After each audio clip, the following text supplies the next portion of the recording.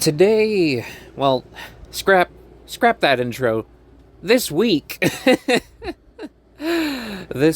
today, this month, just man, time dilation. Every one day that passes, feel like a week has passed. Like, I did that video where, I looked at my old art. That feels like it was 2 weeks ago. I look at my thing and it was only like 3 days ago. Another thing, starting these journals, that feels like forever ago now. It was just like a month, 2 months ago. What else? Like, last journal, that felt like it was 3 days ago. I look and it was only a day ago when I'm recording this. I'm over here, like, sometimes I get stressed, like, oh no, I'm gonna lose skill, practice. It's like, you literally did this a day ago.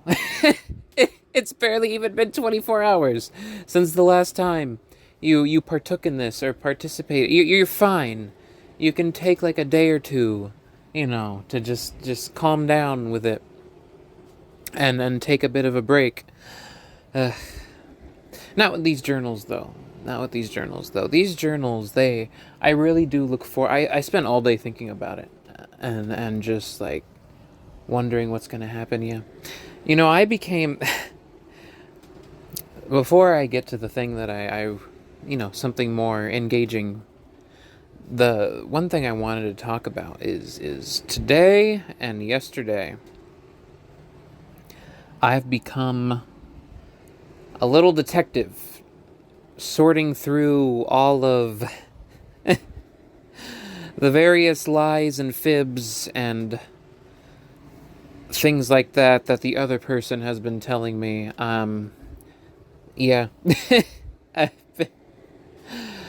It all started from a certain place. I'm not gonna get into it too much, but like maybe later on, once, if the situation ever ends. But yeah, I found evidence of additional like $1,500 plus of expenses that were not there before. I wondered why the money situation seemed to shift all of a sudden. In terms of the other, here's the thing. I think, like, obviously the money situation did shift, but the shift doesn't inherently mean positive or negative. It just means that it shifted. Attitudes around it shifted. Different, like, aspects and the dynamics of payment and working, like, all that shifted all of a sudden. Not, up in one place, down in the other, no matter what, like, things became, what's the word? Things became altered all of a sudden, like the agreement, the dynamics, but with no explanation. And I think I found it. A place with, a grand 500 between going, sneaking between the gaps, the cracks, that's purposely being withheld and not mentioned. Entire situations being lied about, contexts, pretexts. Like, obviously I knew, I've known the other person long enough that when they start overly insisting on something, really overplaying their hand, basically, getting really insistent, really just suddenly trying to convince you that something is true. Just like, and they really, like, overdoing it, overplaying it, like, laying it on thick, all, as many redundancies as I can come up with there. Then I know, like, okay. One, I'm not dumb. I can tell something changed. I'm not just going to take your word for it. Two, I know you. So, that kind of thing. So I did investigating. I did some investigating, and no, there's some stuff going on. There's some serious amount of stuff going on, but I won't get into it too much today. But, yeah, Kilua's still here with me. He's lighter than before, still, but he's still eating. He's still trucking. You are the sweetest little thing. Oh, I saw so many photos of you today when you were a little baby. Let me clean your nose. There you go. There's so many little photos of when you were a baby. Oh my gosh, he was the cutest. Him and Gon had the biggest heads when they were they had to grow, especially Gon between the two of them, but also Killua. Usually, oh, his baby photo, it's so cute. Anyway, yeah, anyway. So, moving on from that, Resident Evil 9 came out recently, and I'm going to tell you right now, I've never played a Resident Evil game in my life. I've never played a single one, but I've seen them. You know, I've watched them. I've watched them. And so there is, I want to tell you something. One of the things that most just gets me going, gets my heart singing, is when you have a series where each entry is almost like it's in the same series, the same key elements, same story, things like that, but each installment is almost like a painting, like its own special painting. And I'll explain what I mean, but something so here, I'll just explain what I mean. So you take Resident Evil 7. Resident Evil 7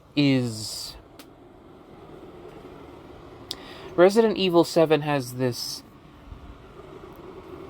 it like leans straight into like classic horror tropes.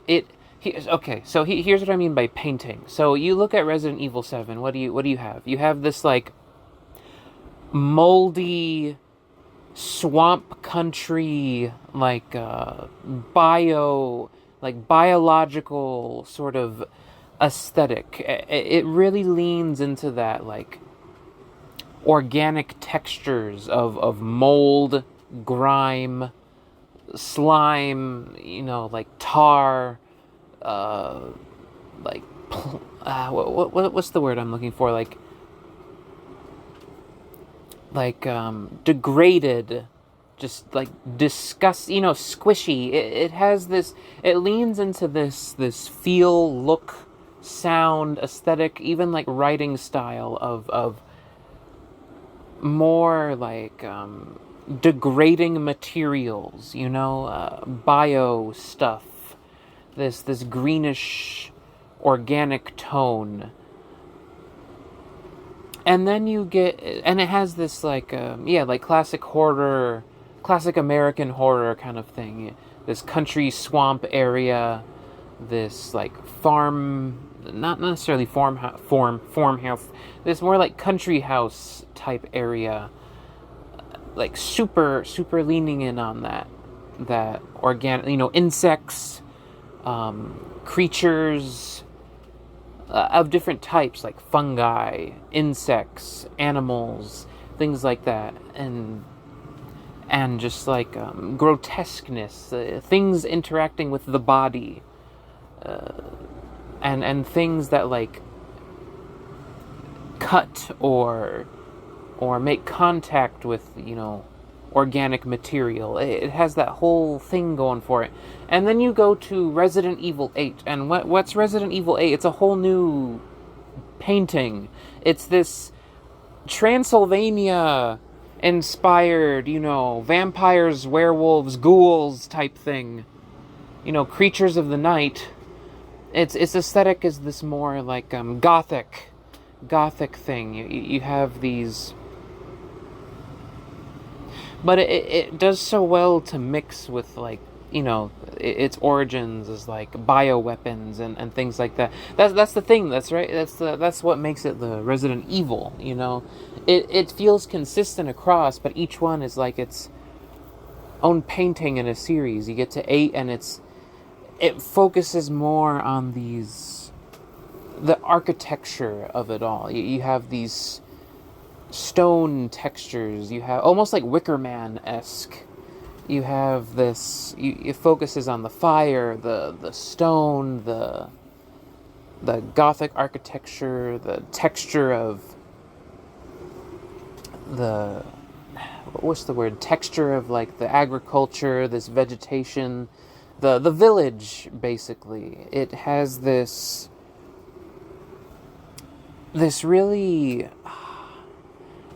See, I thought of it more concisely when it was just a thought in my head, but now that I'm saying it out loud, it's going much quicker than I thought. Let me think here.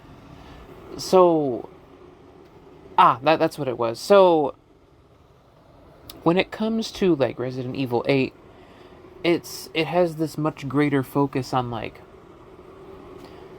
teeth and bone, claws, like not it's moved away from Resident Evil 7's aesthetic of like swamp country, degrading organic material, and spores, mushrooms, and all that, and insects, mold, dilapidated wood that's like soggy and gross, worm-eaten things, degrading organic, and it's instead shifted into this look more of like bone, tooth, claw, metal, fur. I'd say the best way I can describe it is that Resident Evil 8, its aesthetic is a lot more focused on inorganic things, like things that don't degrade necessarily. So it has this thing with like, how would I describe it? Like hair.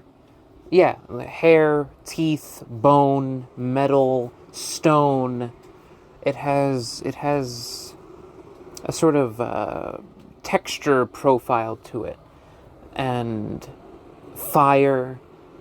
It's very much leaning into that sort of Gothic feel, and it's not like, it's still in America, but how do I really... Maybe I just move on to explaining 9 and then retroactively come back. And that'll help me with 8. But one thing that... I guess also different kinds of horror. So, like, Resident Evil 7 is like this classic sort of slaughterhouse, creepy, classic horrors type stuff. Whereas Resident Evil 8 leans more into that sort of like... It's not quite the same as 4. It leans more, into that sort of like Mary Shelley / Dracula kind of horror, where it's more about a character, or Phantom of the Opera. I don't know about Phantom of the Opera, but like, so vampires, werewolves, where it sort of centers more around creature-based horror, like a specific, like, animal, and it navigates around, like, hunting or hiding from said creatures, that kind of thing. Whereas, okay, so Resident Evil 9, one thing I really like about it is its own painting. It leans into this urban / classical noir-esque thing. The game is more featuring these like, I guess you could compare it to The Shining, but like these hotel... It's like classic, of the dead type stuff, but mixed with noir. So the colors are,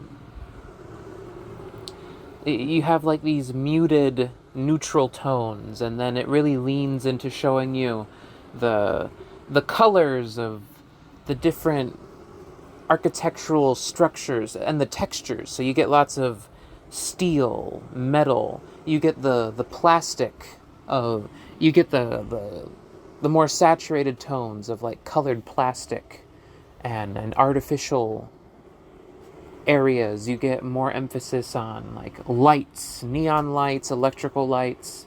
You get more emphasis on the texture and material of like tarps and like things that are adorning the streets, lights, pavement, cars. It's leaning way more into this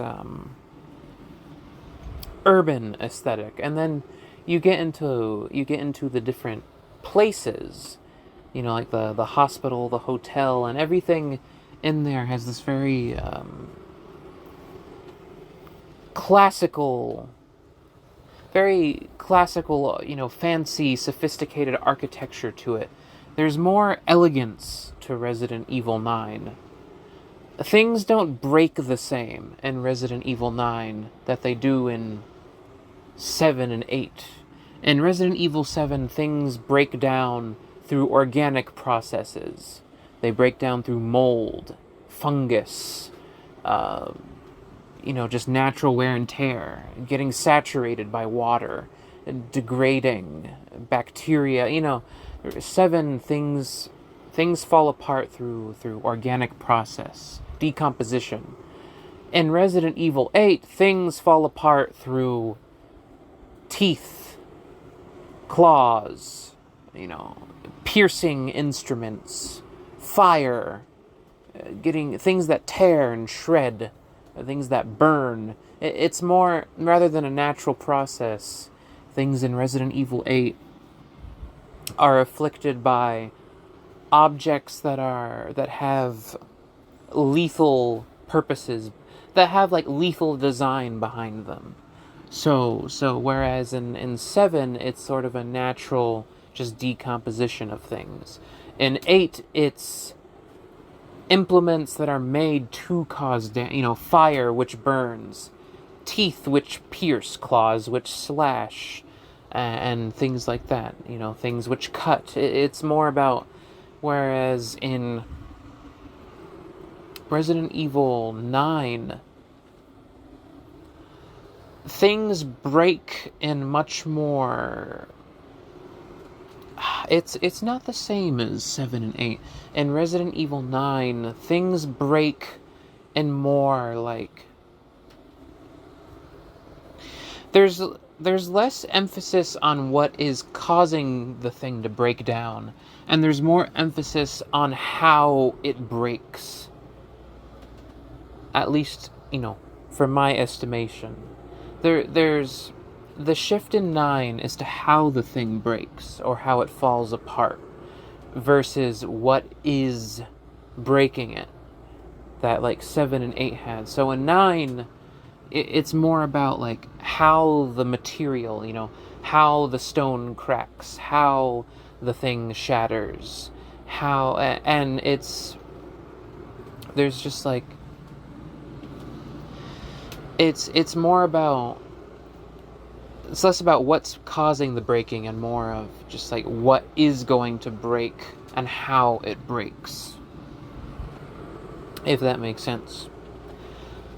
And something about that is very fascinating to me. And I another one I wanted to bring up is like Resident Evil 4. Resident Evil 4 is also like its own painting. Resident Evil 4 has that, it reminds me almost like Italian or like European horror, and there's a lot more emphasis on like it has its own colors and painting. It's got this cult setting. It's got like these ancient castles. It's got this the the people who live in that area, they're like brainwashed. It has its own flavor to it, and so does the environment. It's more stone-like. It's more naturalistic. The enemies feel more like, whereas in Resident Evil 8 the creatures feel like mangled up, messed up man-made thing. Like Mary Shelley, basically, like Frankenstein. They have that sort of like Frankenstein, werewolves, vampires. There's a sort of anthropomorphism to them, not necessarily physically, but just in terms of like the design behind them. There's a humanness, there's a manness to those creatures, to their design, to the way they act, to just there's something about them that's very rooted in humans. Whereas in Resident Evil 4, the threats, a lot of them, like the wolves, the giant fish,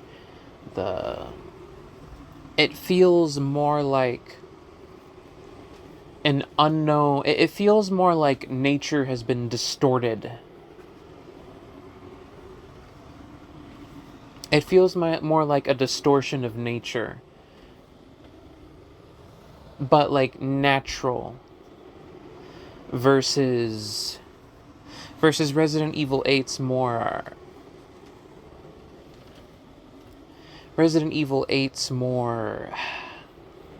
how would I say this? Resident Evil 8's more, it feels like there's more of a reason or a logic. There's like an impetus, there's a man behind the scene. There's something creating all this, like Mary Shelley, Frankenstein. You have Dr. Frankenstein, and he's making his monster. Werewolves. You have a man who becomes the creature. Dracula. There was a man behind it, or stories where there's a guiding hand of people behind the situation. Even if they aren't literally the monsters themselves, their presence somehow creates the situation itself. Whereas in Resident Evil 4, it feels more like something has emerged from nature and is distorting nature. It feels more, it's less artificial and feels more like you've discovered something natural that probably should not continue to keep. It's that thing of like, not everything natural is necessarily good. They find the creatures, the parasites, las plagas, and it starts just like messing with everything, distorting it, making it disgusting. But it's not artificially made. It's not something that was infectious and dangerous that was then necessarily guided into an even more viral form. Yeah, there is a cult who, goes around trying to spread it, but they're just spreading the creature more so as is. And there's kind of the feeling like it would have done that anyway. There's just a, crazy cult trying to do it now. It found a new vector. It's a cult, and that's okay. So that's kind of the thing, right? Is it's more of like the plague. The parasite is in control, and then there's like a cult formed around. It's like it found a vector for its spread through people.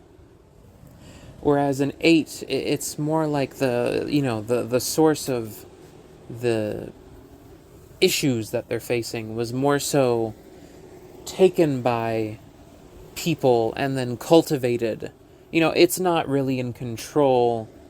It was a bunch of people who found ways to bend it to their will to further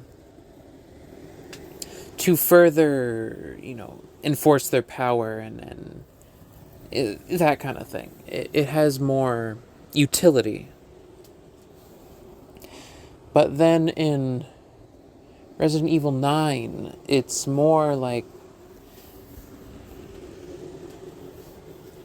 that whole thing is more in the background. One, because it's like, it's a modified version of the affliction that was, you've already, seen it before. It's a familiar monster. So I think they did a really so yeah, you get 7 and 8 where there's two different explorations of how these similar, related phenomena, not exactly the same, but not exactly, different. I don't want to spoil much, but there's like a whole thing with like people getting infused with just specific, yeah, but there's like explorations of how it functions basically, and then you get to 9 and it's like, well, that they already what this is. So instead of explaining, because in 7 and 8 you get explanations of like where it comes from, what its dynamics are, what its limitations are, what is it capable of, and then you get to 9 and it's like, well, you've already what this is. This is like that. This is the thing. This is what made the Resident Evil, and so instead of focusing on what is doing the breaking, we're going to focus on how things respond to it, how it breaks things, and how the thing breaks in response to it. It has a different effect. But something about that, I've always wanted to have something like that for myself, to try something like that. Having each of an installment of something very much have its own painting, its own aesthetic and feel, but still underlyingly feel like the same thing continuing through. So there's stories out there where maybe it's like episodic, and each episode is essentially like a whole different series, and then the character just kind of, it has the feel more so of, it's its own story, it's its own world, and then our main characters get involved. That kind of thing. So thinking of something like, let me think. Osamu Tezuka's Unico. Unico. Unico ends up in basically other people's stories, does his thing, and then he's gone, on to the next. But it's basically the person who he's intervening to save's story, and then he's a vehicle that helps to drive it forward, essentially. Jing the King of Bandits is like that a lot too.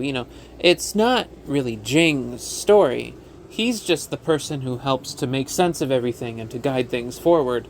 It's everybody else who's growing and changing.